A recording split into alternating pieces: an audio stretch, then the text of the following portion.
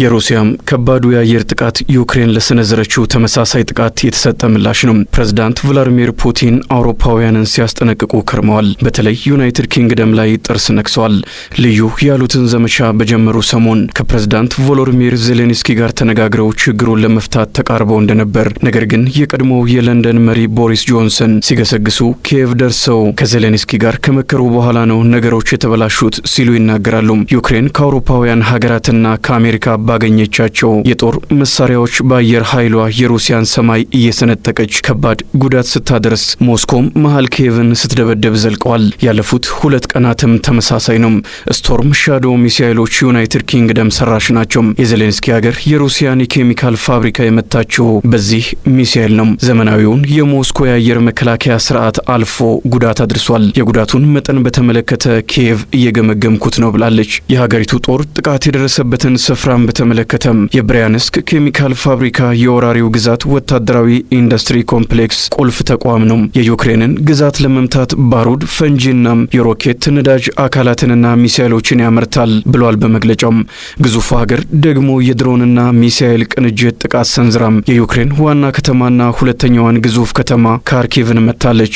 እንደ ቢቢሲ ዘገባ 7 ሰዎች ሕይወታቸው ሲያልፍ 27ቱ ደግሞ ተጎድተዋል። በኦዴሳ ግዛትም የኢነርጂና የወደብ መሰረተ ልማቶች ተጎድተዋል።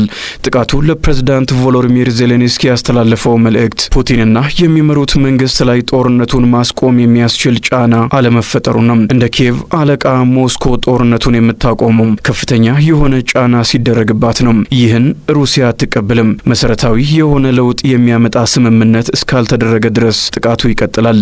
በሁለቱ ሀገራት መካከል ሰላም ለማምጣት የተለያዩ ሙከራዎች ቢደረጉም አልተቻለም። ሀገራቱ ወደ ድርድር ሲያመሩ ከውጤቱ ይበልጥ ተጠቃሚ ለመሆን መሬት ላይ ባለው ፍልሚያ በልጦ መገኘትን እንደ ዋና መፍትሄ ወስደዋል። ዜሌንስኪ ከትራምፕ ጋር ሲገናኙም የረዥም ርቀት መሳሪያዎች የጠየቁት በሩሲያ ግዛቶች በጥልቀት በመግባት ከፍተኛ ጉዳት የሚያደርሱ ጥቃቶችን ለመሰንዘር ነው። ይህም ከፑቲን ጋር በሚደረግ ድርድር ተጠቃሚ ያደርጋል ነው ሀሳቡም። በእርግጥ የዩክሬን ጦር ወደ ሩሲያዋ ኩርስክ ግዛት ሳይጠበቅ ዘልቆ ሲገባም ለማግኘት የታሰበው ትርፍ ሞስኮን ወደ ሰላም ስምምነት ወንበሮች በኃይል ማምጣት፣ የግዛቲቱን መያዝም እንደ ዋና የድርድር ነጥብ መጠቀም ነበረም። ዜሌንስኪ አልተሳካላቸውም።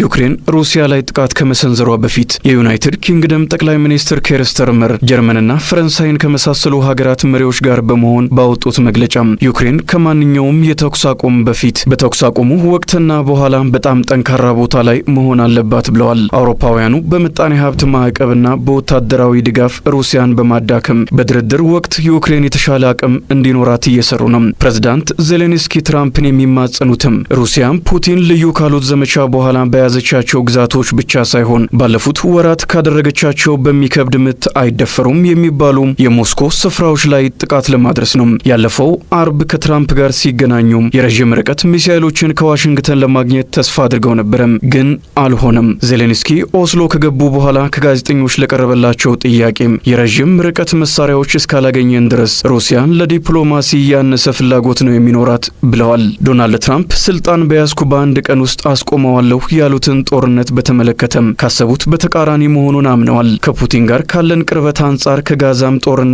ቀላሉ ይሆናል ሲሉ ገምተው ነበረም። ከፑቲን ጋር ገጽ ለገጽ ሊገናኙ የነበረውን እቅድም አቆይተውታል። ምክንያታቸው የሚባክን ስብሰባ እንዲሆን አልፈልግም የሚል ነው። ሩሲያና ዩክሬንም ወደ ተኩስ አቁም ድርድር ለመምጣት ጦርነት ላይ ናቸው።